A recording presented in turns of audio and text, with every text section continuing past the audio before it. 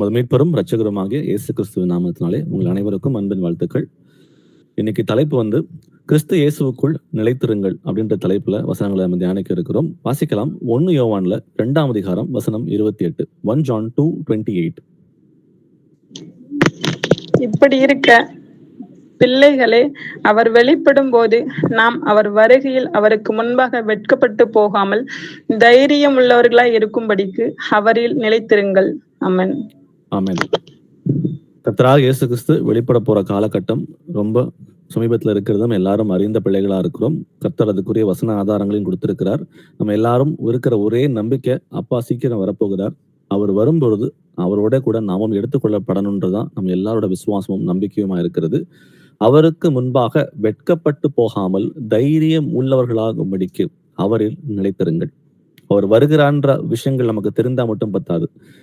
ஆனாலும் அவர் வரும் பொழுது அவருக்கு முன்பாக நம்ம வெட்கப்பட்டு போகாமல் தைரியமா நிக்கணும்னா கர்த்தராகிய இயேசு கிறிஸ்துவின் உபதேசங்களில் நிலைத்திருந்தால் மட்டும்தான் அவரை நாம் தரிசிக்க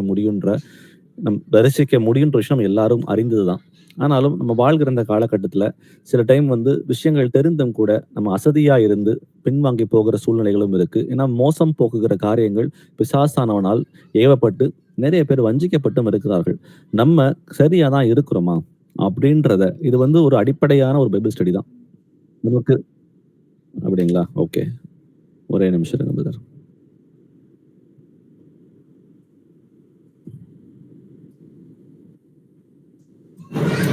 இப்ப கிளியரா இருக்குங்களா? ஓகே. இப்போ இந்த பைபிள் ஸ்டடியில நம்ம அடிப்படையான காரியங்களை குறிச்சுதான் நம்ம தியானிக்க போகிறோம். ஏன்னா நம்ம வாழ்கிற காலகட்டத்துல நிறைய விஷயங்கள் வந்து நமக்கு தெரிந்திருந்தும் கூட காலப்போக்கில் சில விஷயங்கள் மறந்து போயிடுது. அது வந்து ஓவர் கம் பண்ணிடுறோம். சில டைம் காம்ப்ரமைஸ் ஆயிடுறோம். இந்த விஷயங்கள் எல்லாம் வந்து ரெஃப்ரெஷ் பண்ற மாதிரி கூடிய பைபிள் ஸ்டடி தான் இன்னைக்கு கர்த்தர் நம்ம கொடுத்திருக்கிறார். முதல்ல இயேசுவின் நாமம் மகிமைப்பட நம்ம எல்லாரும் அவரில் நிலைத்திருக்க வேண்டும். ஏன்னா நம்முடைய வாழ்க்கை எப்படி இருந்தது முன்னாடி, நம்ம எப்பேற்பட்ட ஜனங்களா முன்னாடி வாழ்ந்துட்டு இருந்தோன்றத நம்ம மீண்டும் ஒரு முறை ரீவிசிட் பண்ணி பார்ப்போம். அதுக்கு வசனங்கள் என்ன சொல்லுதுன்னு பார்ப்போம். எபேசியர்ல 2ஆம் அதிகாரம் வசனங்கள் 1 முதல் 2 வரை. எபிசியன்ஸ் 2:1-2. அக்கிரமங்களினாலும் பாவங்களினாலும் மரித்தவர்களாய் இருந்த உங்களை உயிர்ப்பித்தார். அவைகளில் நீங்கள் முற்காலத்திலே இவ்வுலக வழக்கத்திற்கு ஏற்றபடியாகவும் கீழ்ப்படியாமையின் பிள்ளைகளிடத்தில் இப்பொழுது கிரியை செய்கிற ஆகாயத்து அதிகார பிரபுவாகிய ஆவிக்கு ஏற்றபடியாகவும் நடந்து கொண்டீர்கள். ஆமென். ஆமென். அக்கிரமங்களினாலும் பாவங்களினாலும் மரித்தவராயிருந்த உங்களை உயிர்ப்பித்தார். நம்ம யாரும் கர்த்தராகிய இயேசு கிறிஸ்துவை இந்த பூமிக்கு இறங்கி வாங்க என்ன ரட்சிங்கன்னு கேட்கல. அவர் நாம கேட்கறதுக்கு முன்பாகவே அவர் வானத்திலிருந்து இறங்கி வந்தார். நம்ம எப்படி இருந்தோமாம்? அவர் வந்த பொழுது அக்கிரமங்களினாலும் பாவங்களினாலும் மரித்தவர்களாய் நம்ம எல்லாரும் இருந்தோம். முற்காலத்திலே இவ்வுலக வழக்கத்திற்கு ஏற்றபடியாகவும் கீழ்ப்படியாமின் பிள்ளைகளிடத்தில் இப்பொழுது கிரியை செய்கிற ஆகாயத்து அதிகார பிரபுவாகிய ஆவிக்கு ஏற்றபடியாகவும் நடந்து கொண்டிருந்தோம். நம்ம எல்லாருக்குள்ளும் எந்த ஆவி வேலை செஞ்சதுன்னு பார்க்கும் பொழுது இந்த வசனம் சொல்லுது ஆகாயத்து அதிகார பிரபுவாகிய அப்படின்னு பார்க்கிறோம். இப்போ பிசாசோட கிரியைகளை நம்ம வந்து ரொம்ப சந்தோஷமா நம்ம வாழ்க்கையில நடப்பித்துக் கொண்டிருந்தோம். சோ அதனால அக்கிரமங்களிலும் பாவங்களிலும் நம்ம எல்லாரும் மரித்திருந்தோம்ன்றத இந்த வசனங்கள் நம்ம பார்க்கிறோம். ஆனாலும் கர்த்தராகிய இயேசு கிறிஸ்து தம்முடைய அளவில்லாத கிருபையினால அவருடைய அன்புனால நம் ஒவ்வொருவரையும் மீட்டெடுத்தார்ன்றதை நம்ம புரிஞ்சுக்கணும். சோ நம்ம வாழ்க்கை எப்படி இருந்தது, இன்னைக்கு எப்படி இருக்கு? திரும்ப இன்னொரு வசனம் வாசிக்கலாம். இதே அதிகாரத்துல 2ஆம் அதிகாரம் வசனம் 12. எபிசியன்ஸ் 2:12. அக்காலத்திலே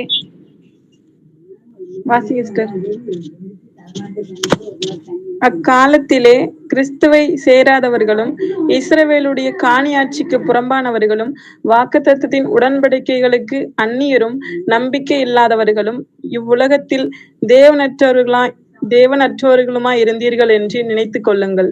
ஆமென். நம்முடைய நிலைமை இதுதான். கிறிஸ்துவை அறிவதற்கு முன்பாக நம் எல்லாருடைய நிலைமையும் இதுதான். அக்காலத்திலே கிறிஸ்துவை சேராதவர்களும் இஸ்ரவேலுடைய காணியாட்சிக்கு புறம்பானவர்களும் வாக்குத்தத்தத்தின் உடன்படிக்கைக்கு அந்நியரும் நம்பிக்கை இல்லாதவர்களும் இவ்வுலகத்தில் தேவனற்றவர்களுமாய் இருந்தீர்கள் என்று நினைத்துக் கொள்ளுங்கள்.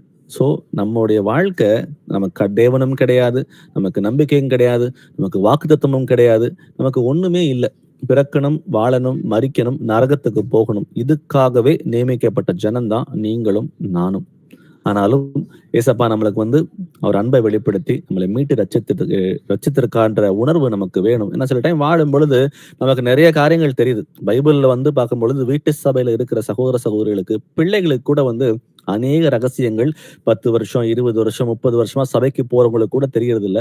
அவ்வளோ ரகசியங்கள் வந்து கர்த்தர் நமக்கு வெளிப்படுத்தி கொடுத்திருக்கார். நம் வசனங்களை கரைச்சு குடிச்ச அளவுக்கு எதை பத்தி பேசினாலும் அதற்கு வந்து கர்த்தர் நம்ம ஒவ்வொருவரையும் ட்ரெயின் பண்ணியிருக்கார். நிறைய விஷயங்களை வெளிப்படுத்தி காட்டியிருக்கார். ஆனா காட்டியும் கூட நம்ம என்ன பண்றோம்னா அந்த பழைய வாழ்க்கை முறைக்கு வந்து ஒரு போராட்டத்தோட அதோடயே போராடி கொண்டு நிறைய காரியங்களை வந்து ஒரு காம்ப்ரமைஸ் பண்ணிட்டு பின்வாங்கி போகிற சூழ்நிலைகள் நிறைய இருந்து கொண்டு இருக்கிறது. ஸோ நம்ம யாரு, நம்ம எப்படி இருந்தோம், எப்படி ரட்சிக்கப்பட்டோன்றத அந்த ரெஃப்ரெஷ்மெண்ட் நமக்கு வரும் பொழுது கண்டிப்பா நம்ம வந்து அலாமிங்கா இருந்து நம்ம வந்து வெளியே வரணும்ன்றதுக்காக தான் சில வசனங்களை வாசித்துட்டு இருக்கிறோம். வாசிக்கலாம். இதே போல இந்த வசனம் இருக்கு ரோமர்ல 6ஆம் அதிகாரம் வசனம் 16.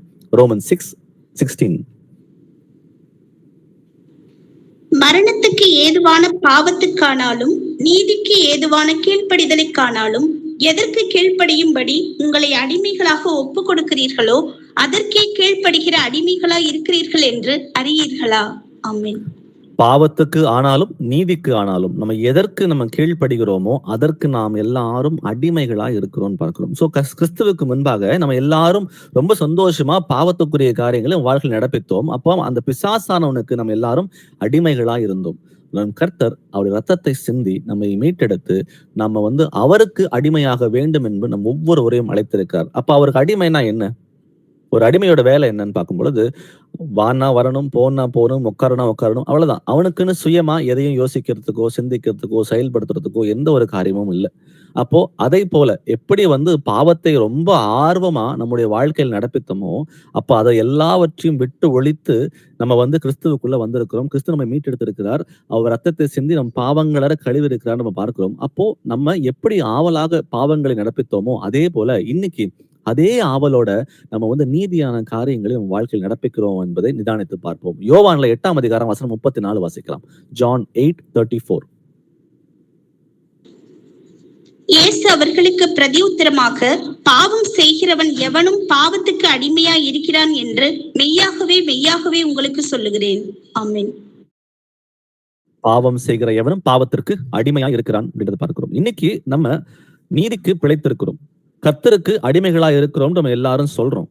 அப்ப சொல்லிட்டு நம்ம இன்னும் பாவம் செய்கிற பிள்ளைகளா இருந்தோம்னா நம்ம வசனம் சொல்லுது, ஏசப்பா வந்து 8:34 சொல்றாரு, பாவம் செய்கிறவன் எவனும் பாவத்திற்கு அடிமையா இருக்கிறான். ஆனா ரோமர் 6:16 சொல்லுது, மரணத்துக்கு ஏதுவான பாவத்துக்கானாலும் நீதிக்கு ஏதுவான கீழ்ப்படிதலுக்கானாலும் எதற்கு கீழ்ப்படியும்படி உங்களை அடிமைகளாக ஒப்புக் கொடுக்கிறீர்களோ அதற்கே கீழ்ப்படுகிற அடிமைகளாய் இருக்கிறீர்கள். கொஞ்சம் பாவம் கொஞ்சம் நீதி அப்படி கிடையாது.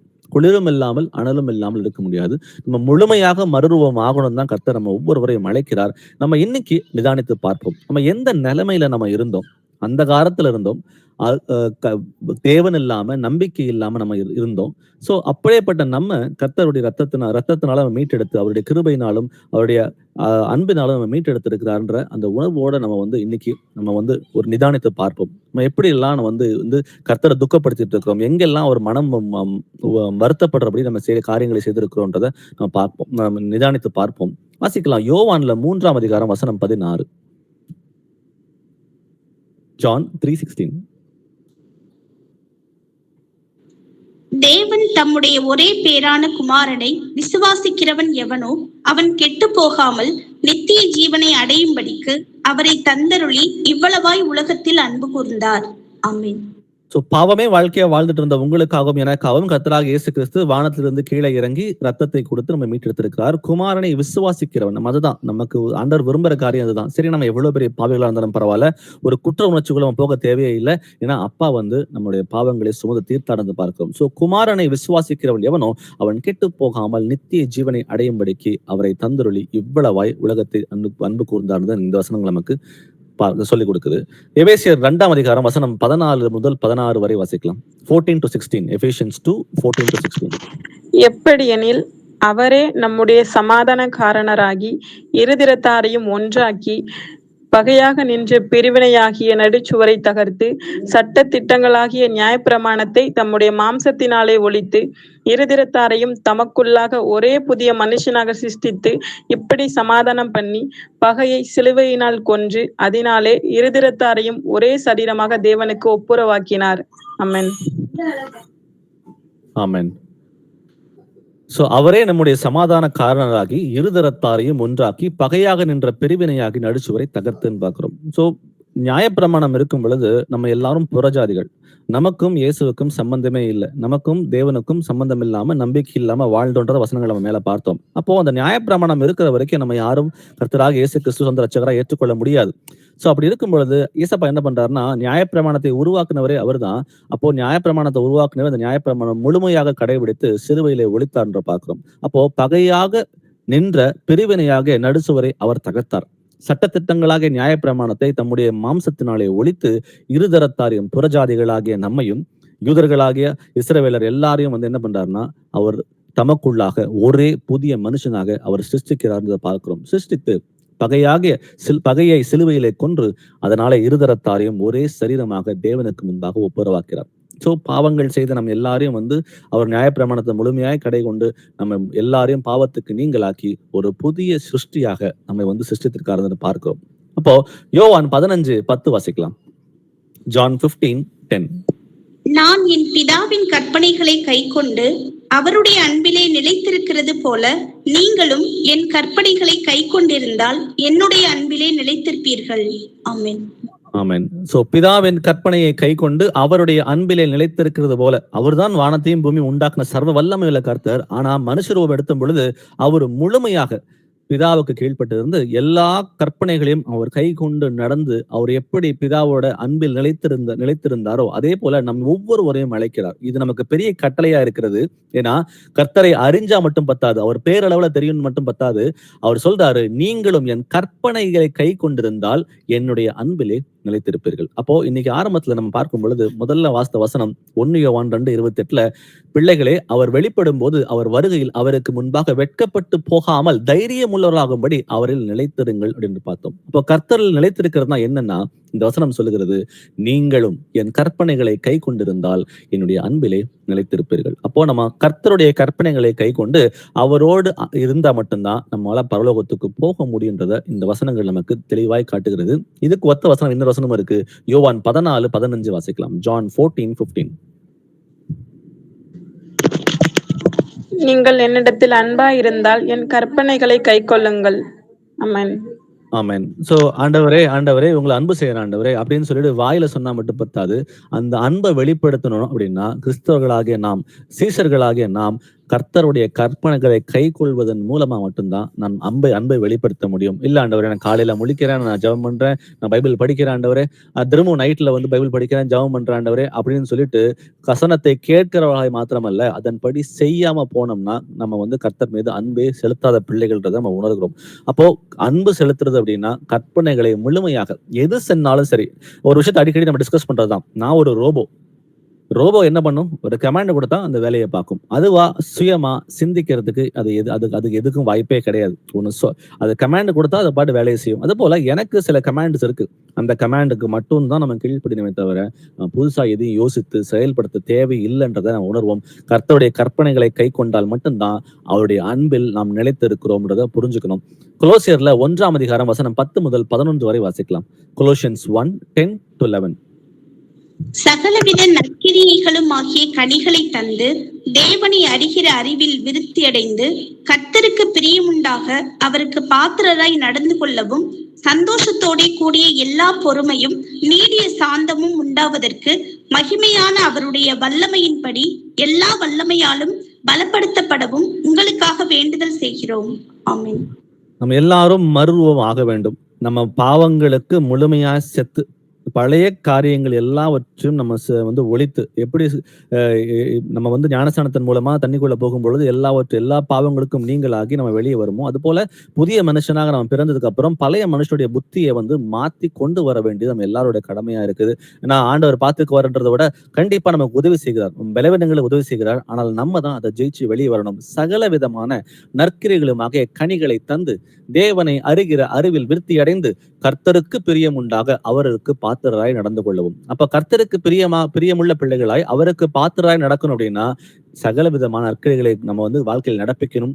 அது மட்டும் இல்லாம கர்த்தரை அறிகிற அறிவில் விருத்தி அடையணும். அப்போ எனக்கு வசனம் தெரியும், நம்ம புதிய ஏற்பாடை ஒரு தடவை படிச்சு முடிச்சுட்டேன், நான் பழைய ஏற்பாடை ஒரு தடவை படிச்சு முடிச்சுட்டேன், அவ்வளவுதான் அப்படின்னு சொல்லி இல்லாம தினம் தினம் கர்த்தருடைய வசனங்களை நம்ம தேடி ஆராய்ந்து பார்க்கும் பொழுது, கர்த்தரை அறிகிற அறிவில் வளரும் பொழுது நமக்கு இன்னும் என்ன குறைகள் இருக்குது, அப்பா நம்ம கிட்ட இன்னும் என்ன விரும்புகிறார்ன்ற விஷயத்தை நம்ம புரிந்து நம்ம வாழ்க்கையில அவருக்கு பிரியமான காரியங்கள் நடப்பிக்கிறதுக்கு அது ஏதுவா இருக்கும். இது செஞ்சா மட்டும்தான் நம்மால மறுரூபம் ஆக முடியும். வாசிக்கலாம். யோவான் 16 ஜான் 14:16. யோவான் 14:16. நான் பிதாவை வேண்டிக் கொள்ளுவேன், அப்பொழுது என்றென்றைக்கும் உங்களுடனே கூட இருக்கும்படிக்கு சத்திய ஆவியாகிய வேறொரு தேற்றரவலனை அவர் உங்களுக்கு தந்தருளுவார். ஆமென். சோ கிறிஸ்து இயேசுவுக்குள் நிலைத்திருந்தால் பரிசுத்த ஆவி நமக்கு போதிப்பார்ன்றது நம்ம புரிஞ்சுக்கிறோம். சோ வசனங்களை தெரிஞ்சா மட்டுமல்ல, அந்த வசனங்கள் கீழ்ப்படிந்து நடக்க நம்ம எப்போ முக்கியத்துவம் கொடுக்கிறோமோ அப்ப என்ன ஆகுது அப்படின்னா பரிசுத்த ஆவி நமக்குள் ஆளுகை செய்கிறார்ன்றதை பார்க்கிறோம். சோ சத்திய ஆவியாகிய வேறொரு தேற்றவரானை நமக்கு கர்த்தர் கொடுத்திருக்கிறார். ஏன்னா இது ஒரு பெரிய பரம ரகசியம். பழைய ஏற்பாட்டுல எல்லாரிடமும் பரிசுத்த ஆவியானவர் இல்ல. புதிய ஏற்பாட்டுல இருக்கிற ஒவ்வொருவரும் யாரு இயேசு கிறிஸ்துவை தன்னுடைய சொந்த ரட்சகராக ஏற்றுக்கொள்கிறார்களோ அவர்கள் எல்லாருக்குள்ளும் பரிசுத்த ஆவியானவர் கிரியை செய்கிறார்னு பார்க்கிறோம். அப்போஸ்தலர் 2:38 சொல்லுது, நீங்கள் மனம் திரும்பி இயேசு கிறிஸ்துவின் நாமத்தினாலே ஞானஸ்நானம் பெறும் பொழுது பரிசுத்த ஆவியை பெறுவீர்கள் சொல்லி வசனங்கள் சொல்லுது நமக்கு. சோ உலகத்துக்கு மறைக்கப்பட்ட பரம ரகசியம் வாசிக்கலாம். கொலோசியர்ல 1:27. Colossians 1:27.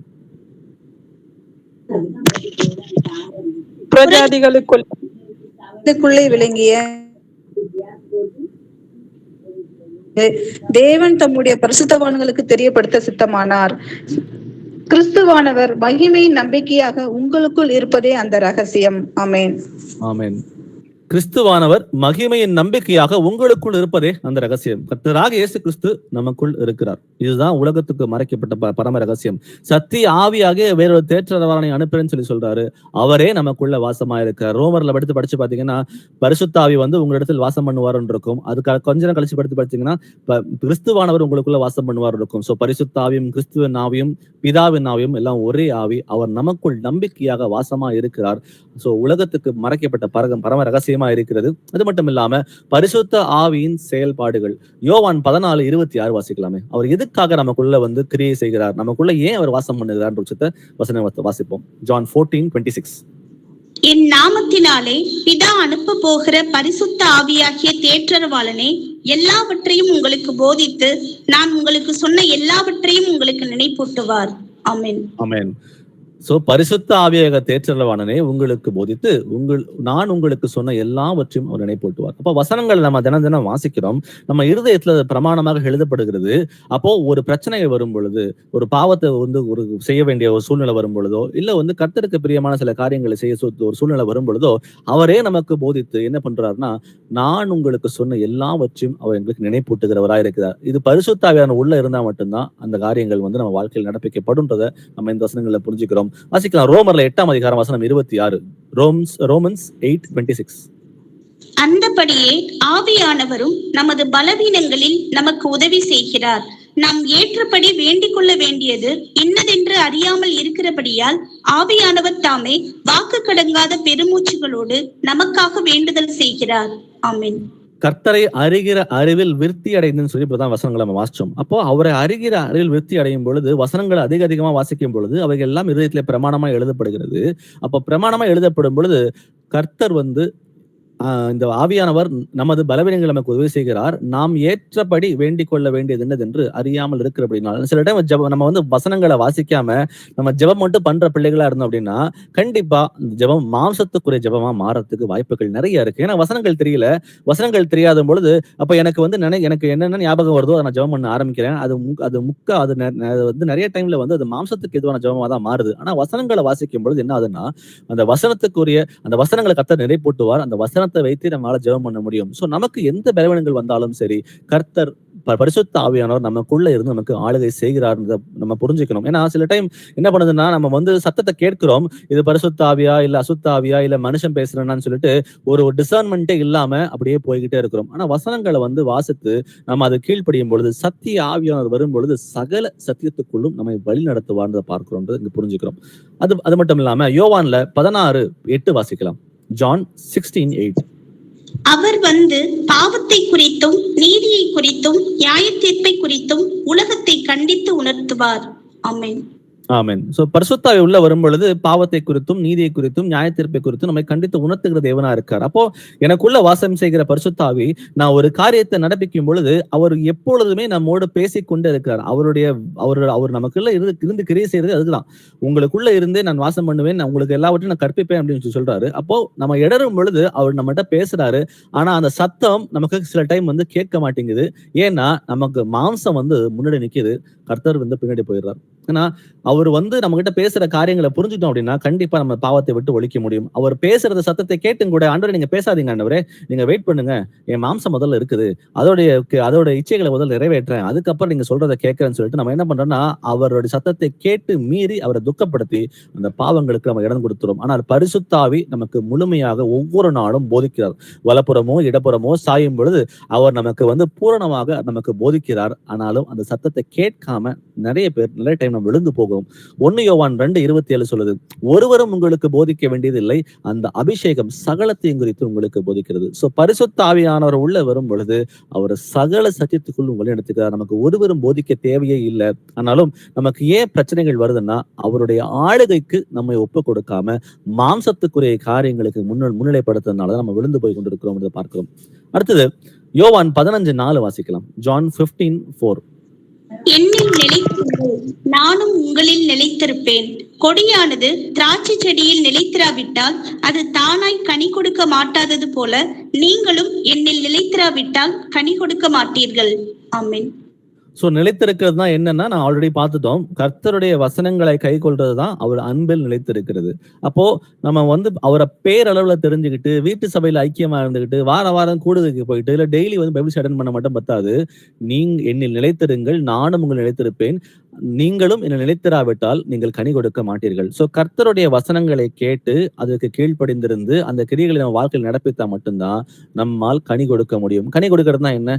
நீதியான காரியங்களை நம்ம வாழ்க்கையில் நடப்பிக்கிறது, கர்த்தருக்கு பிரியமான காரியங்கள் நடப்பிக்கிறது. அப்பதான் நம்மால முடியுமே தவிர நம்ம சும்மா வந்து இருந்துகிட்டு இருந்தா நம்மளால அது வந்து கனி கொடுக்க முடியாதுன்றதை நாங்க பார்க்கிறோம். அது மட்டும் இல்லாம சரி ரட்சிக்கப்பட்டுட்டேன், நான் வந்து இயேசு கிறிஸ்து தேவன் ஒருவரை ஏற்றுக்கிட்டேன், ஞானஸ்தானம் இயேசு கிறிஸ்துவின் நாமத்துல வாங்கிட்டேன் அப்படின்னு நம்ம நினைச்சோம் அப்படின்னா அது மட்டும் நமக்கு பத்தாது. முடிவு பரியந்தம் மத்தேயு 24:13 சொல்லுது, முடிவு பரியந்தம் நிலைத்திருப்பவனே ரட்சிக்கப்படுவான். நான் எவ்வளவுதான் பிரதர் நான் வந்து விஷயங்களை மாத்திக்கிறது, நான் எவ்வளவுதான் விட்டு கொடுக்கறது, எனக்கு கிட்ட எல்லாத்தையும் நான் வெறுத்து தள்ளிட்டேன், சில காரியங்களை வந்து எனக்கு பர்சனல், இது எனக்கு பிரைவேட், இதெல்லாம் என்னால மாத்திக்க முடியாது நம்ம சொன்னோம்னா நம்மால பரலோகம் போய் சேர முடியாது. முடிவு பரியந்தம் கடைசி வரைக்கும் கர்த்தருடைய அன்பில் நாம் நிலைத்திருந்தால் மட்டும்தான் நமக்கு பரலோகன்றதை பார்க்கிறோம். வெளிப்படுத்தல் 2:10 வாசிக்கலாம். ரெவலேஷன் 2:10.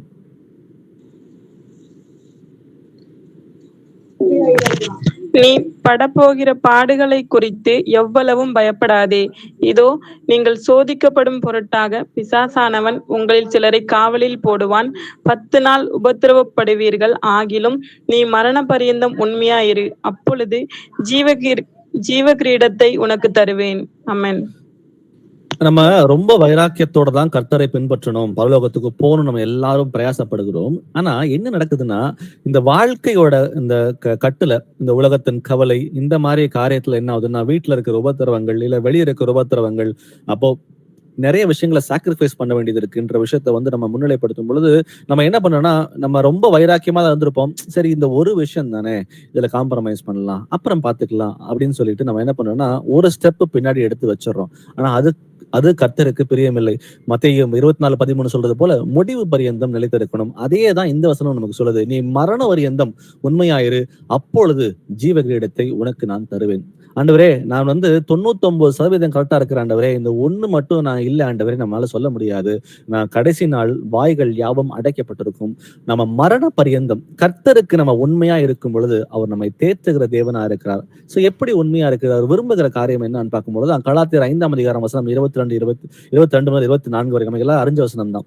ஆவியின் கனியோ அன்பு, சந்தோஷம், சமாதானம், நீடிய பொறுமை, தயவு, நற்குணம், விசுவாசம், சாந்தம், இச்சையடக்கம், இப்படிப்பட்டவைகளுக்கு விரோதமான பிரமாணம் ஒன்றுமே இல்லை என்றதை பார்க்கிறோம். சோ இந்த விஷயங்கள் நம்ம வாழ்க்கையில இந்த ஆவியின் கனியை நம்ம வாழ்க்கையில் நடப்பிக்கும் பொழுது கண்டிப்பா நம்ம மரண பரியந்தம் நம்ம வந்து கர்த்தருக்கு உண்மை உள்ள பிள்ளைகளா நம்ம இருக்க முடியும்.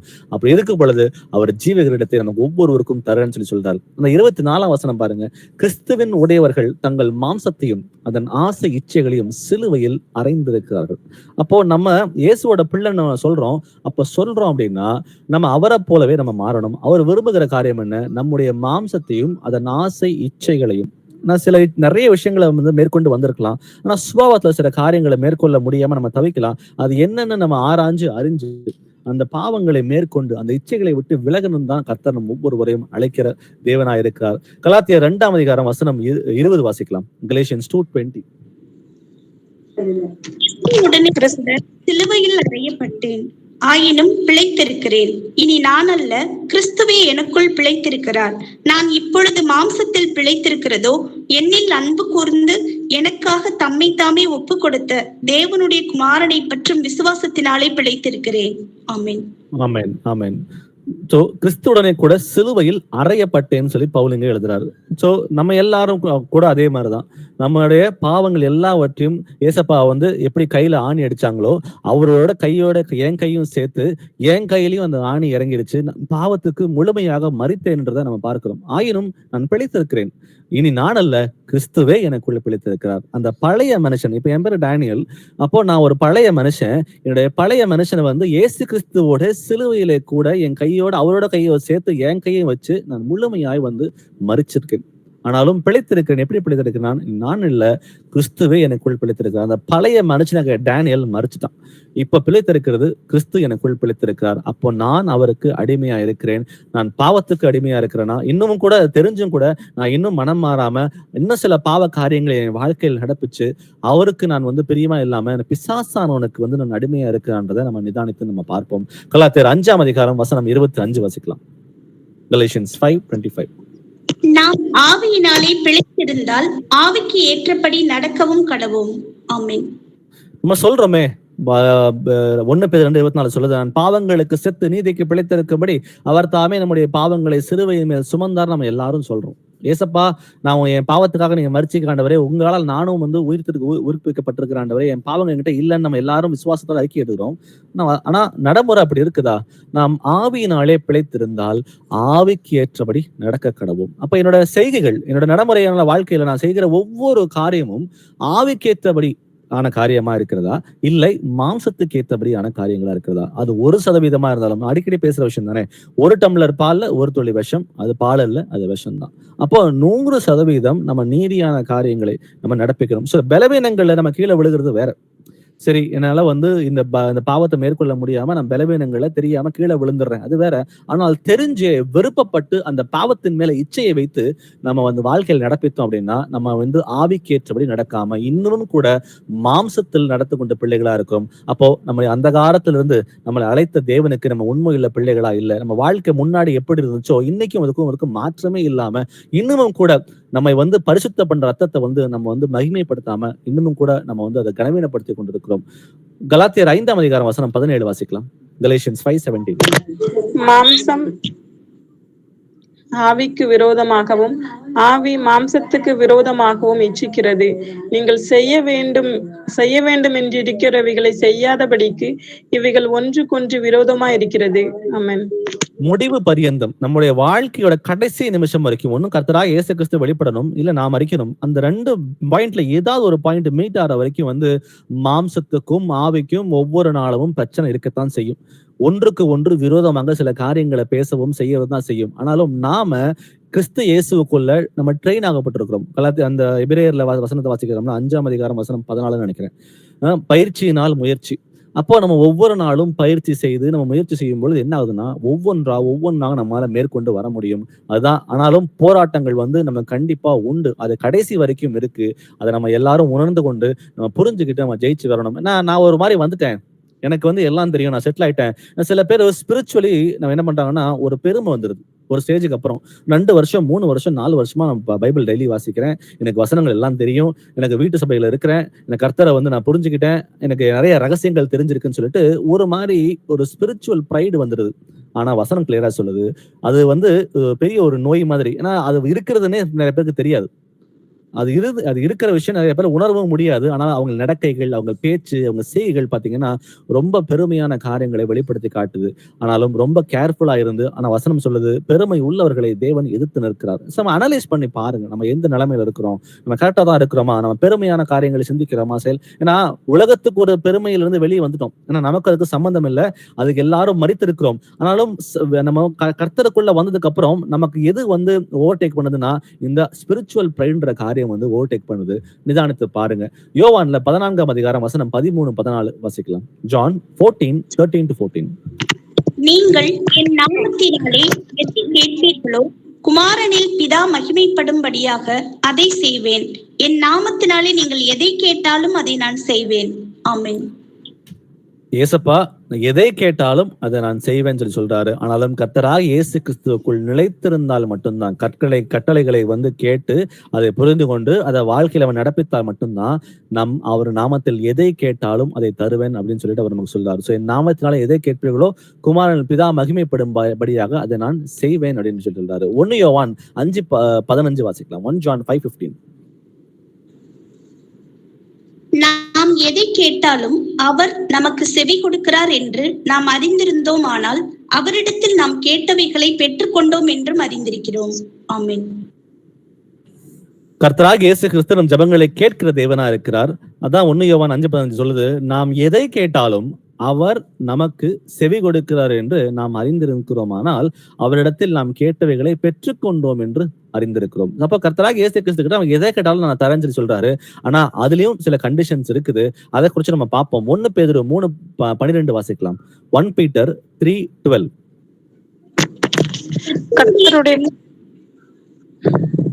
கர்த்தருடைய கண்கள் நீதிமான்கள் மேல் நோக்கமாய் இருக்கிறது, அவருடைய செவிகள் அவர்கள் வேண்டுதலுக்கு கவனமாய் இருக்கிறது, தீமை செய்கிறவர்களுக்கோ கர்த்தருடைய முகம் விரோதமாய் இருக்கிறது. ஆமென்.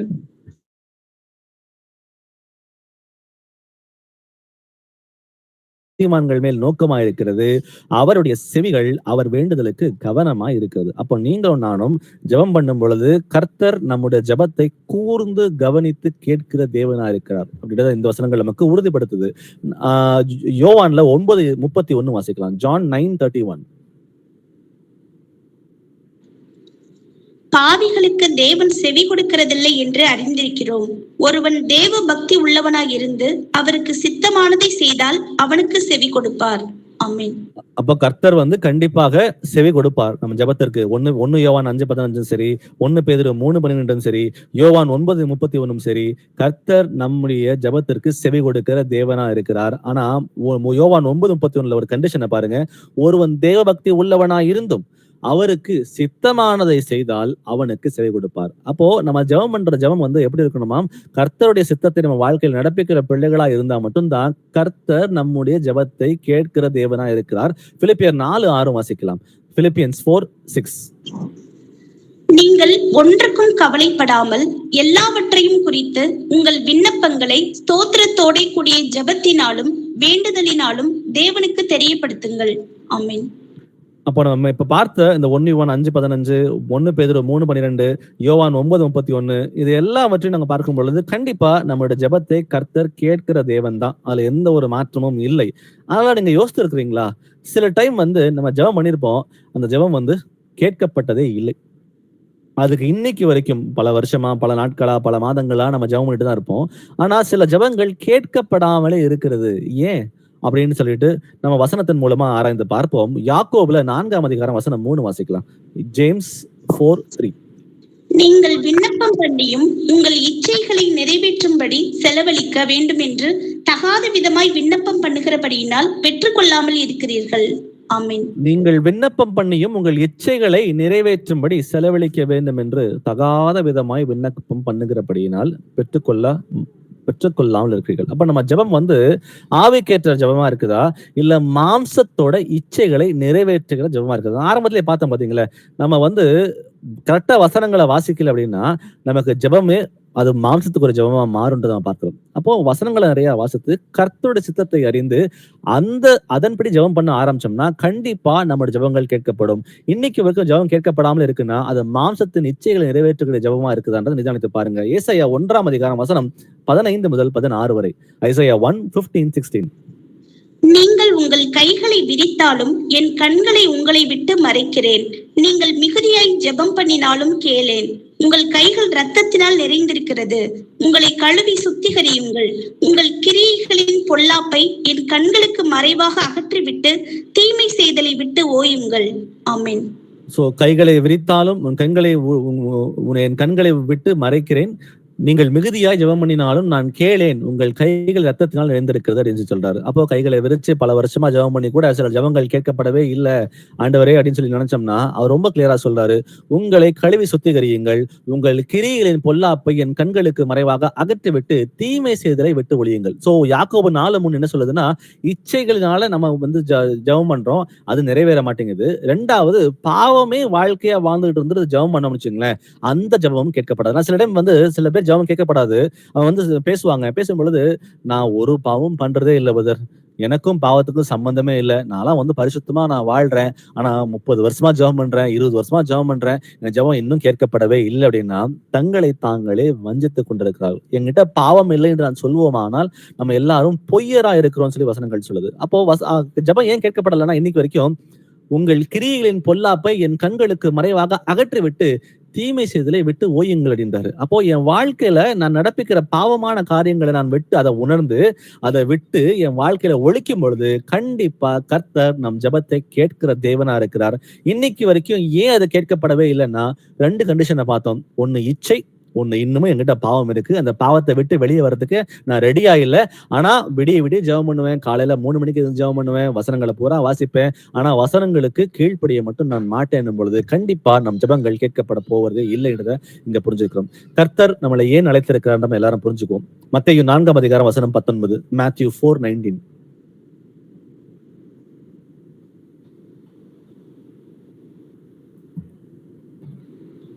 என் பின்னே வாருங்கள், உங்களை மனுஷரை பிடிக்கிறவர்கள் ஆக்குவேன் என்றார். ஆமென்.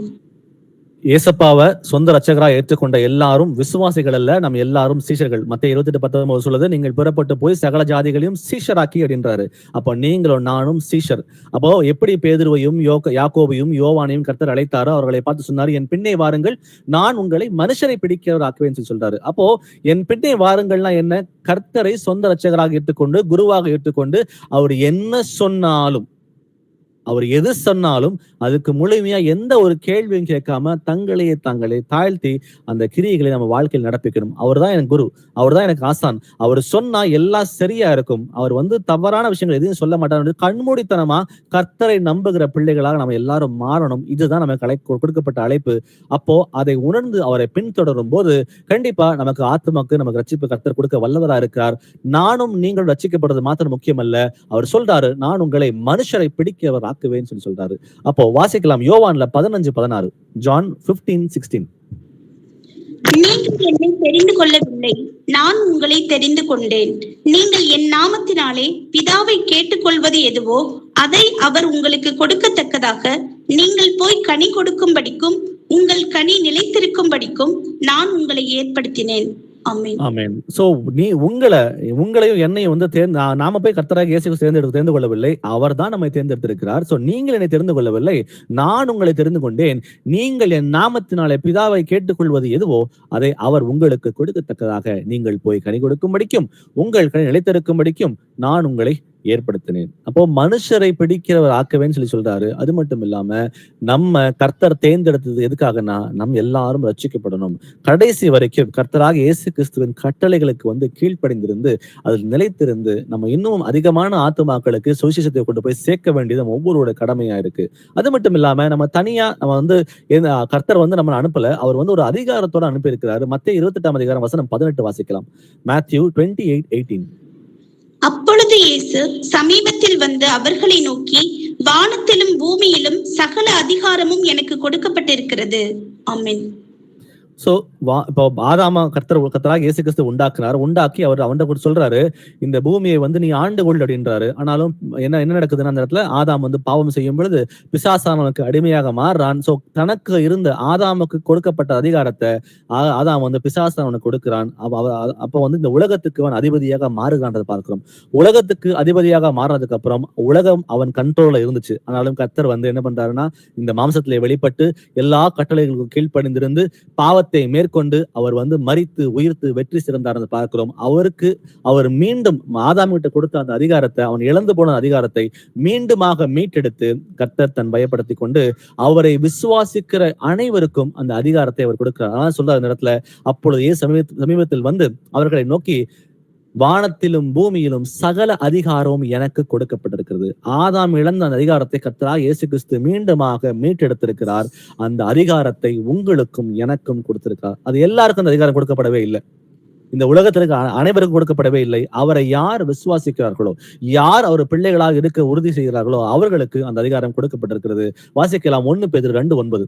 1 Peter 2:9. நீங்களோ உங்களை அந்தகாரத்தில் நின்று தம்முடைய ஆச்சரியமான ஒளியினிடத்திற்கு வரவழைத்தவருடைய புண்ணியங்களை அறிவிக்கும்படிக்கு தெரிந்து கொள்ளப்பட்ட சந்ததியாயும் ராஜரீகமான ஆசாரிய கூட்டமாயும் பரிசுத்த ஜாதியாயும் அவருக்கு சொந்தமான ஜனமாயும் இருக்கிறீர்கள். ஆமென்.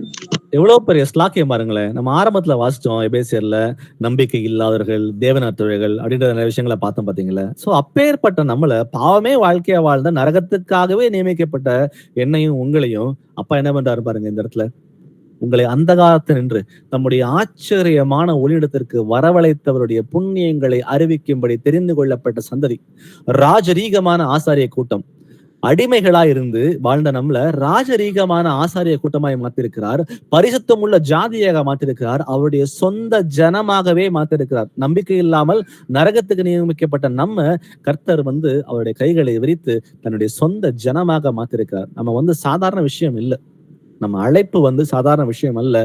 நம்ம கேட்காமலே நம்ம மீட்டெடுத்திருக்கிறார். அவருக்கு உண்மையுள்ள பிள்ளைகளா நம்ம ஒவ்வொருவரும் வாழணும். அவரை பிரியப்படுத்தக்கூடிய வாழ்க்கையை வாழணும். நம்ம சாதாரணமா அனுப்பாம ஒரு அதிகாரத்தோட இந்த பூமியில் நம்ம வந்து அனுப்பியிருக்கிறார். லூக்கா 10:19 வாசிக்கலாம். லூக் 10:19.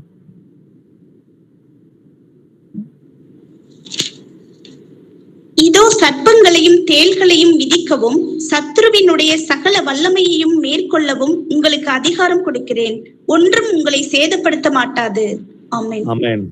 சர்ப்பங்களையும் தேள்களையும் மிதிக்கவும் சத்துருடைய சகல வல்லமையும் மேற்கொள்ளவும். அப்போ கர்த்தருடைய ஆவியை நமக்குள்ள வாசம் செய்யும் பொழுது, கர்த்தருக்கு முழுமையாக கீழ்ப்படிந்திருந்து அவருடைய காரியங்களை வாழ்க்கை நடப்பிக்கும் பொழுது அவர் சொல்றாரு, எதுவும் நம்மை சேதப்படுத்தாது. நமக்கு எல்லாவற்றுக்கும் அதிகாரம் கொடுத்திருக்காரு. பிசாசானவனை கர்த்தராகிய இயேசு கிறிஸ்து காலின் கீழே போட்டு மிதிச்சுட்டாரு. மிதிச்சதுக்கு அப்புறம் சகல அதிகாரம் எனக்கு கொடுக்கப்பட்டதுன்னு சொல்லிடுறாரு. அவர் சொன்ன அதிகாரத்தை வந்து நமக்கும் கொடுத்திருக்காரு. அவர் மீட்டெடுத்த அந்த அதிகாரத்தை அவர் பிள்ளைகளாகிய உங்களுக்கும் எனக்கும் கொடுத்திருக்காரு. நம்மை ஒன்றுமே சேதப்படுத்தாது. ஏன்னா நம்ம அதிகாரத்தோட இந்த பூமியில இருக்கிறோம் நம்ம எல்லாரும் உணர்வோம். அந்த அதிகாரத்தை எப்ப செயல்படுத்த முடியும்னா கர்த்தருடைய அன்பில் நிலைத்திருந்தால் மட்டும்தான் அந்த அதிகாரத்தை நம்மளால செயல்படுத்த முடியும்ன்றதை நம்ம புரிஞ்சுக்கணும். இப்போ சத்தியத்தை கொண்டு போய் சேர்க்க வேண்டியது நம்ம எல்லாரோட கடமை. ஏன்னா 750 கோடி மக்கள், அதுல 250 கோடி கிறிஸ்தவர்கள். அந்த 250 கோடி கிறிஸ்தவர்கள்ல வந்து ஒரு சொற்ப சதவீதம் தான் வீட்டு சபையில இருக்கிற நம்ம எல்லாரும். நம்மளை போல வந்து உலகமெங்கும் சகோதரர்கள் இருக்கிறாங்க. நம்முடைய ஐக்கியத்தை சில பேர் இருக்கிறாங்க, ஐக்கியத்தை இல்லாம நினைச்ச சில பேர் இருக்கிறாங்க. ஆனா நம்ம போய் பொறுக்கி எடுத்து பார்த்தோம்னா ரொம்ப ரொம்ப கம்மியான ஜனம்தான். மத்தேயு 9:37 சொல்லுது, தம்முடைய சீஷர்களை நோக்கி, அறுப்பு மிகுதி, வேலையாட்களோ கொஞ்சம், நீங்களும் நானும் கொஞ்சமா இருக்கிற ஜனம்தான். நமக்கு நிறைய வேலை இருக்கிறது. மார்க் 16:15 சொல்லுது, நீங்கள் உலகமெங்கும் போய் சர்வ சிருஷ்டிக்கும் சுவிசேஷத்தை பிரசவியுங்கள். இது நம் மேல் சுமத்தப்பட்ட கடமையாய் இருக்கிறது.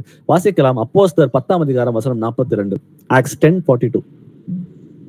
அன்றியும் அவரே உயிரோடு இருக்கிறவர்களுக்கும் மரித்தோர்களுக்கும் தேவனால் ஏற்படுத்தப்பட்ட நியாயாதிபதி என்று ஜனங்களுக்கு பிரசங்கிக்கவும் சாட்சியாக ஒப்புவிக்கவும் அவர் எங்களுக்கு கட்டளையிட்டார். ஆமென். கர்த்தர் தாமே சபைக்கு மூளைக்கல்லா இருக்கிறார். அவர் மேல கட்டப்பட்ட அஸ்திபாரமாகி அப்போஸ்தலர் இருக்கிறாங்க. அப்போஸ்தலர்கள் மேல நீங்களும் நானும் கட்டப்பட்டு வருகிறோம். அவர்களுக்கு என்ன கட்டளை கொடுக்கப்பட்டுச்சோ அதுதான் உங்களுக்கும் எனக்கும் கொடுக்கப்பட்டிருக்கிறது.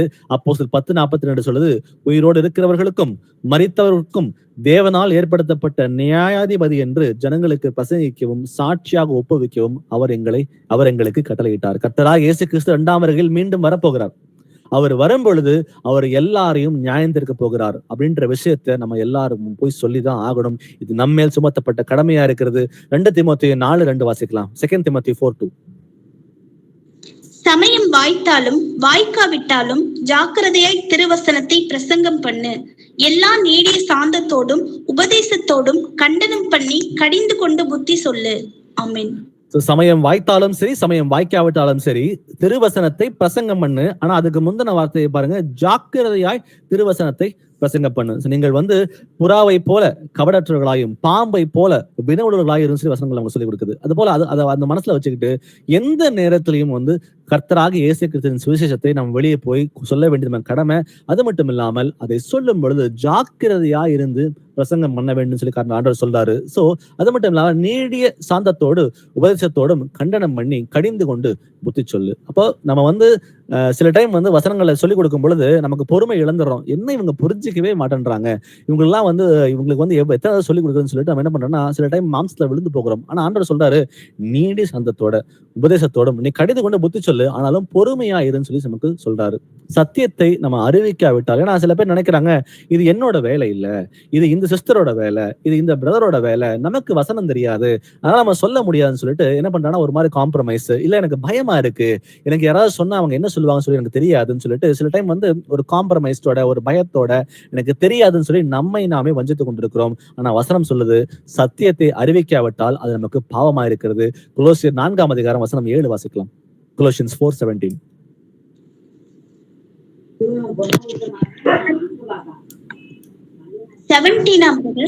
17 சிஸ்டர். அர்க்கிப்பை கண்டு நீ கர்த்தரிடத்தில் பெற்ற ஊழியத்தை நிறைவேற்றும்படி கவனமாய் இருப்பாயாகவென்று சொல்லுங்கள். ஆமென். கர்த்தரிடத்தில் பெற்ற ஊழியத்தை நிறைவேற்றும்படி கவனமா இருக்கணும். இது இந்த ஊழியம் ஒருத்தர் 2 பேருக்கு மட்டும் ஸ்பெஷலிஸ்டா கொடுக்கப்படவில்லை. கர்த்தரை சொந்த ரட்சகராக ஏற்றுக்கொண்ட அனைவர் மேலும் சுமத்தப்பட்ட கடமையா இருக்கிறது. திரும்பவும் சொல்றேன், நம்ம யாருமே இங்க விசுவாசிகள் அல்ல. மேபி இனிஷியலா வரும்பொழுது விசுவாசிகளா உள்ள வரலாம். ஆனா நம்ம எல்லாரும் சீஷர்களாக மாற வேண்டும். சீஷர்கள் தான் கிறிஸ்தவர்கள் என்று அப்போஸ்தலர்கள் எழுதப்பட்டிருக்கிறது. அப்போ நீங்களும் நானும் கர்த்தருக்குள் சீஷர்களா இருக்கிறோம். அப்ப சீஷனா இருந்தா பேதுருவுக்கு என்ன வேலை கொடுக்கப்பட்டுச்சோ, பவுலுக்கு என்ன வேலை கொடுக்கப்பட்டுச்சோ அந்த வேலைகள் உங்களுக்கும் எனக்கும் கொடுக்கப்பட்டிருக்கிறது. நீ கர்த்தரிடத்தில் பெற்ற ஊழியத்தை நிறைவேற்றும்படி கவனமா இருக்க வேண்டும், அசதியா இருக்க வேண்டாம் என்ற வசனங்கள் நமக்கு சொல்லுங்க இடத்துல. சோ 1 கொரிந்தியர் 9:6 சொல்கிறது, சுவிசேஷத்தை நான் பிரசங்கித்து வந்தும் மேன்மை பாராட்ட எனக்கு இடமில்லை, அது என் மேல் விழுந்த கடமையா இருக்கிறது. சுவிசேஷத்தை நான் பிரசங்கியாதிருந்தால் எனக்கு அது ஐயோ. இது நமக்கு மேல் சுமத்தப்பட்ட கடமை தான். நீங்க கேட்டாலும் சரி கேட்கலாம் சரி, இது நமக்கு மேல சுமத்தப்பட்ட ஒரு ரெஸ்பான்சிபிலிட்டி. அந்த ரெஸ்பான்சிபிலிட்டி நம்ம எல்லாரும் பூர்த்தி செய்தே ஆக வேண்டும் பார்க்கிறோம். அடுத்தது யோவான் 15:6 வாசிக்கலாம். John 15:6. ஒருவன் என்னில் நிலைத்திராவிட்டால் வெளியே எரியுண்ட கொடியை போல அவன் எரியுண்டு உலர்ந்து போவான். அப்படிப்பட்டவைகளை சேர்த்து அக்கினியிலே போடுகிறார்கள், அவைகள் எரிந்து போம். ஆமென். ஒருவன் என்னில் நிலைத்திராவிட்டால் வெளியே எரியுண்டு கொடியை போல அவன் எரியுண்டு உலர்ந்து போவான்றதை பார்க்கிறோம். அப்போ கர்த்தரை அறிந்தும் வசனங்களை தெரிந்தும் கூட அவர் மேல அன்பு வைக்காம அவர் கட்டளைகளுக்கு கீழ்ப்படியாம இருந்தா கடைசியில அவங்க போய் சேர போற இடம் எரிநரகம் தான் நம்ம பார்க்கிறோம். ஆனா சில டைம் எல்லாம் தெரிஞ்சும் கூட வசனங்களுக்கு கீழ்ப்படியாம நம்மை நாமே வஞ்சித்துக் கொண்டிருக்கிறோம். மத்தேயு 3:10 வாசிக்கலாமே. Matthew 3:10.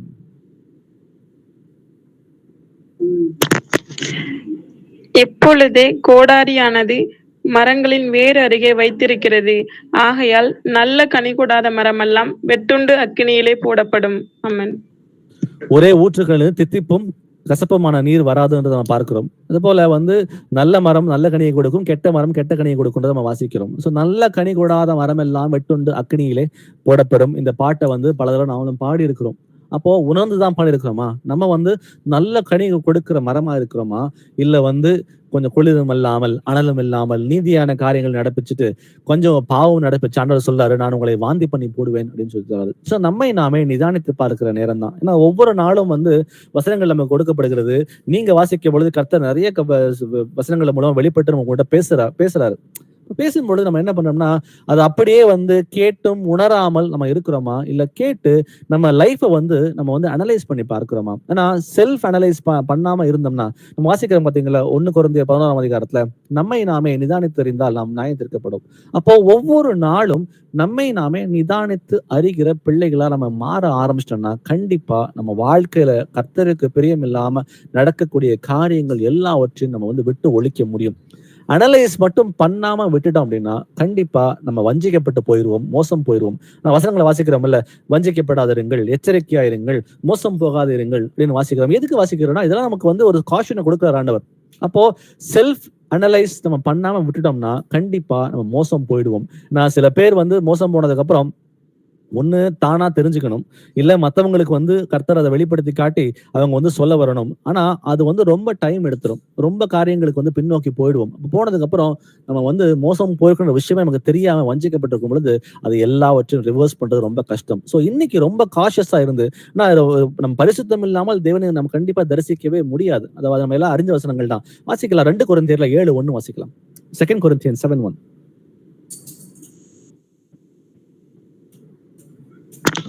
எப்படிப்பட்ட வாக்குத்தத்தங்கள் நமக்கு உண்டாயிருக்கிறபடியினால் பிரியமானவர்களே, மாம்சத்திலும் ஆவியிலும் உண்டான எல்லா அசூசியும் நீங்க நம்மை சுத்திகரித்துக் கொண்டு பரிசுத்தமாகுதலை தேவ பயத்தோட பூரணப்படுத்த கடவோம். ஆமென். கர்த்தர் நம்மளை பரிசுத்தப்படுத்துகிற தேவன் தான். ஆனா இந்த வசனம் சொல்லுது, இப்படிப்பட்ட வாக்குத்தத்தம் நமக்கு உண்டாயிருக்கிறபடியினால் நம்ம பரலோகத்துக்கு போய் சேரணுன்றதான் நமக்கு வந்து கொடுக்கப்பட்ட வாக்குத்தத்தம். இது நம்ம அப்பாவோட பிள்ளையா மாறுன்றதான் நமக்கு வந்து கொடுக்கப்பட்ட வாக்குத்தத்தம். சோ மாம்சத்திலும் ஆவியிலும் உண்டான எல்லா அசுசியும் நீங்க நம்மை சுத்திகரித்துக் கொண்டு, அப்போ நானும் நீங்களும் தான் நமக்குள்ள இருக்கிற அழுக்கு வந்து சுத்திகரித்துக் கொண்டு பரிசுத்தமாகுதலை தேவபயத்தோட பூர்ணப்படுத்த கடவோம். அப்போ நான் பரிசுத்தம் அடைஞ்சிட்டேன், நான் முழுமை அடைஞ்சிட்டேன்னு சொல்லி நம்ம யாரும் சொல்ல முடியாது. நம்ம வந்து பரிசுத்தம் ஆகுறது ஒரு ப்ராசஸ். இன்னைக்கு பரிசுத்தமா இருக்கிறோம், நாளைக்கு இன்னும் பரிசுத்தமாகறோம், நாளைக்கு இன்னும் பரிசுத்தமா மாறுறோம். சோ ஒவ்வொரு நாளும் பரிசுத்தம் உள்ள பிள்ளைகளா நம்ம வந்து வாழ்ந்து வளர்ந்து கொண்டே வரணும்னு தான் ஆண்டு விரும்புகிறாரு. ஆனா அந்த பரிசுத்தம் ஆகுதலை தேவ பயத்தோட பூர்ணப்படுத்த கடவோம். சோ நான் அடைஞ்சிட்டேன் அப்படின்னு சொல்லி லெத்தார்ஜிக்கா விட்டுட்டு தேவ பயம் இல்லாம பாவங்கள் நடப்பிக்க ஆரம்பிச்சிட்டோம்னா கண்டிப்பா நம்மளால பரலோகத்துக்கு போக முடியாது. எபிரேயர் 12:14 வாசிக்கலாம். Hebrews 12:14.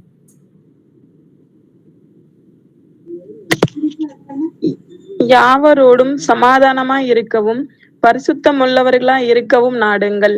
பரிசுத்தம் இல்லாமல் ஒருவனும் கர்த்தரை தரிசிப்பதில்லையே. ஆமென். ஆமென், ஆமென். ஆண்டவரே நான் வந்து 90% பரிசுத்தம் ஆயிட்டேன் ஆண்டவரே அப்படின்னு சொன்னா நம்ம பரலோகம் இல்லை. 100% ஃபுல்லா கம்ப்ளீட்டா நம்ம வந்து பரிசுத்தமுள்ள பிள்ளைகளாய் நம்ம மாறணும். அது எப்படி கண்டுபிடிக்கிறதுனா செல்ஃப் ரெட்ரோஸ்பெக்ஷன். நம்ம வந்து நம்மை நாமே அனலைஸ் பண்ணி பார்த்தா மட்டும்தான் நம்ம எங்க இருக்கணும் நம்ம புரிஞ்சுக்க முடியும். சோ யாவரோடும் சமாதானமா இருக்கும், பரிசுத்தமுள்ளவர்களா இருக்கும் நாடுங்கள், பரிசுத்தம் இல்லாமல் ஒருவனும் தேவனை தரிசிப்பது இல்லையே. அப்போ இயேசுவில் நிலைத்திருப்பதுனா என்ன? யோவான் 8:31 சொல்லுது. John 8:31. இயேசு தம்மை விசுவாசித்த யூதர்களை நோக்கி, நீங்கள் என் உபதேசத்தில் நிலைத்திருந்தால் மெய்யாகவே என் சீஷராய் இருப்பீர்கள். கர்த்தருடைய கற்பனைகளுக்கு முழுமையா நம்மை நாமே தாழ்த்தி அது கீழ்ப்படிந்திருந்தா மட்டும்தான் நம்ம கர்த்தருடைய சீஷன். முழுமையாக 1-2 கூட விடாம கம்ப்ளீட்டா. 2 யோவான் 1:9 வாசிக்கலாம். 2 John 1:9. கிறிஸ்துவின் உபதேசத்திலே நிலைத்திராமல் மீறி நடக்கிற எவனும் தேவனை உடையவன் அல்ல. கிறிஸ்துவின் உபதேசத்தில் நிலைத்திருக்கிறவனோ பிதாவையும் குமாரனையும் உடையவன். ஆமென். சோ கிறிஸ்துவின் உபதேசத்தில் நிலைத்திருந்தால் மட்டும்தான் நம்ம பிதாவையும் குமாரனையும் உடையவன் என்று வசனம் சொல்லுது. கிறிஸ்துவ உபதேசத்தில் நிலைத்திராமல் மீறி நடக்கிற எவனும் தேவனை உடையவன் அல்ல அப்படின்றத இந்த வசனம் நமக்கு சொல்லிக் கொடுக்குது. பிசாசானவன் வந்து எப்படியோ நமக்கு வஞ்சிக்கலாம்ன்றத நம்ம வந்து அவன் வந்து பிளான் பண்ணிட்டு இருக்கிறான். அந்த வஞ்சனைக்குள்ள விழாம நம்ம வந்து முடிவு பரியந்தம் கர்த்தருடைய வசனங்களுக்கு வந்து கேட்டு கீழ்ப்படிந்து நம்ம ரட்சிப்பு நிறைவேற நம்ம ஒவ்வொருவரும் பிரயாசப்படுவோம்.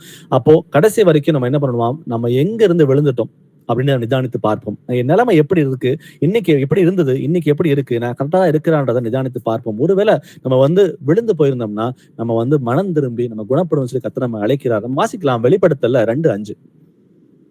Revelation 2:5. ஆகையால் நீ என்ன நிலைமையிலிருந்து விழுந்தாய் என்பதை நினைத்து மனம் திரும்பி ஆதியில் செய்த கிரியைகளை செய்வாயாக. இல்லாவிட்டால் நான் சீக்கிரமாய் உன்னிடத்தில் வந்து நீ மனம் திரும்பாத பட்சத்தில் உன் விளக்கு தண்டை அதனிடத்தினின்று நீக்கி விடுவேன்.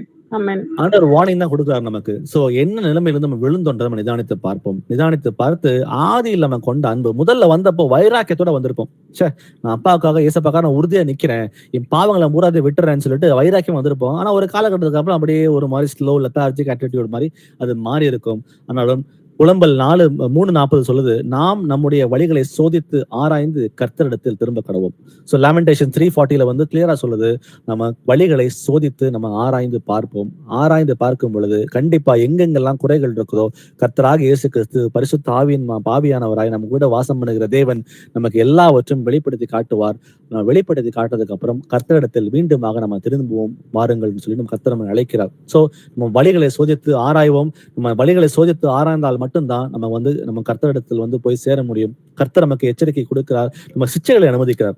ஏன்னா நம்ம இப்ப தந்தை சிச்சையாத பிள்ளை உண்டோ நம்ம வாசிக்கிறோம். சோ பல முறை நமக்கு சிச்சைகளை அனுமதித்து நம்ம மனம் திரும்புகிற காரியங்களுக்குள்ள நம்ம கூட்டிட்டு வரார். அவர் சிக்ஷிக்கும் பொழுது அதை சந்தோஷமாக ஏற்றுக்கொண்டு, அப்பா தேங்க்யூ ஜீசஸ், எனக்கு அந்த அடியை விட்டுருக்கீங்க, எனக்கு ரொம்ப நன்றி, நான் இங்கே மனம் மாற ஆண்டவரேன்னு சொல்லிட்டு முழுமையான மனம் திரும்புதலோட அவர்கிட்ட நம்ம மீண்டுமாக கர்த்தரை திரும்ப கடவோம்.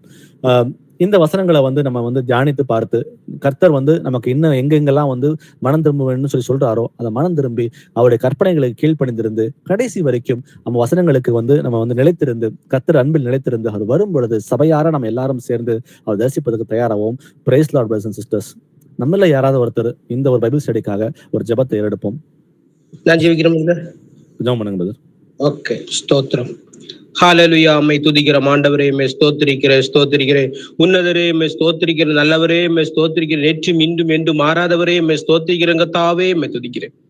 ஒருவருமாய் சேரக்கூடாத ஒளியில் வாசம் பண்ணுகிற கர்த்தராய் இயேசு கிறிஸ்துவே, கர்த்தாவே இந்த அருமையான இந்த இரவேளைக்கா ஸ்தோத்திர ஏசப்பா. இந்த பகலெல்லாம் எங்களை கண் மணி போல பாதுகாத்து வழிநடத்தி ஆயுசு நாட்கள் கூட்டி கொடுத்து ஏசப்பா எங்களை உயிரோட கொண்டு இந்த கூடாரத்துல நிறுத்தி ஏசப்பா இந்த ஆன்லைன் ஆண்டவரே சத்தியத்தை நாங்கள் அறிந்து கொள்ளும்படியா எங்களை செய்திரே கொடான கோடி ஸ்தோத்திரம். ஆண்டவரே நாங்கள் எவ்வளவோ காரியங்கள் ஆண்டவரே வழி விலகி போய் கொண்டிருக்கிறோம் ஏசப்பா. எவ்வளவோ காரியங்கள் ஏசப்பா நாங்கள் நிறைவேற்ற முடியாம போய் கொண்டிருக்கோம் ஏசப்பா. ஆண்டவரே இன்னும் நாங்களை தன்னைத்தான் சோதித்து அறியத்தக்கதான எங்களுக்கு ஒவ்வொருவருக்கும் அந்த கிருபை கொடுக்க வேண்டுமாய் கெஞ்சிருங்க தாவே. ஸ்தோத்திரம் ஏசப்பா. உம்முடைய வருகை மிக சமயமா சீக்கிரமா உள்ளபடியில் ஏசப்பா நாட்கள் பொல்லாத இருக்கிறபடியில காலத்தை புரோஜனப்படுத்திக் கொள்ளணும் ஏசப்பா. நீங்க சொன்னீங்க டாடி.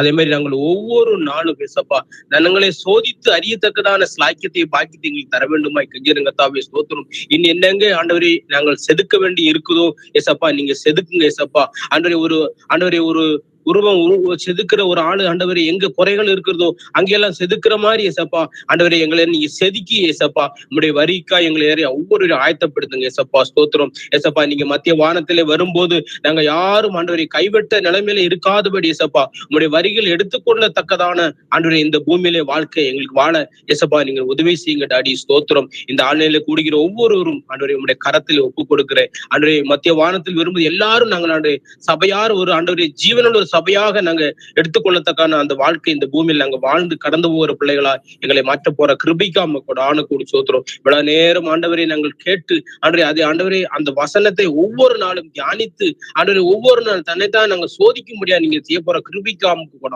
கோடி ஸ்தோத்திரம். பெரிய காரியங்களை செய்யுங்க. மீதியான ராவியான பொறுப்படுத்திக் கொள்ளுங்க. நாங்கள் ஒன்றுமே இல்லை தாழ்த்தி மக்கரத்தில் கொடுக்கிறேன். துதிகரமையாக எடுத்துக்கொள்ளுங்க. கர்த்தரா இயேசு கிறிஸ்து நாமத்தில் தயவாக கேட்கிறேன் ஜீவனோட நல்ல பிதாவே. ஆமென்.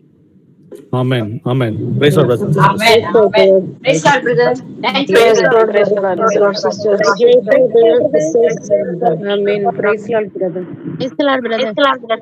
Amen. Praise God, brother. Praise God, brother. Praise God, brother.